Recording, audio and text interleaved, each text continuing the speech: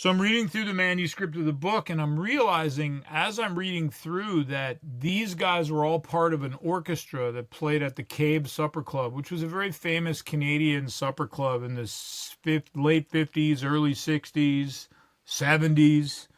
And they were backing up people like Mitzi Gaynor and Anne Murray and Paul Anka and Buddy Rich would come, and they backed up Ella Fitzgerald. Like, it was really that kind of supper club back in those days.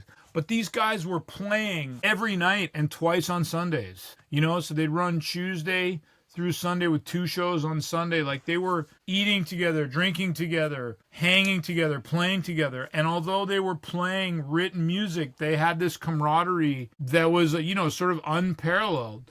And so what they would do is on Mondays on their day off, they would do these CBC shows. And for those, the Americans who are listening, which probably most are watching, it's like CBC is like your NPR.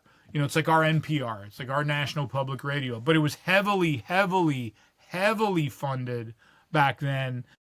And they were doing all kinds of stuff. So they would do this live radio show, and they would alternate weeks. So one week it'd be Dave Robbins, and the next week it would be the Phil Nimmons 9, and they did that live in the studio. And it dawned on me at that point why those recordings sounded so good is because they were playing all the time together.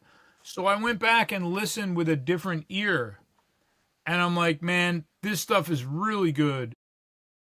Nobody's going to know who these guys are, but I think it's really important not only for the history of the city, but for the history of the music. I think it should come out. And everybody that listens to it, Canadian or not, falls in love with it because the writing is incredible, the playing is incredible,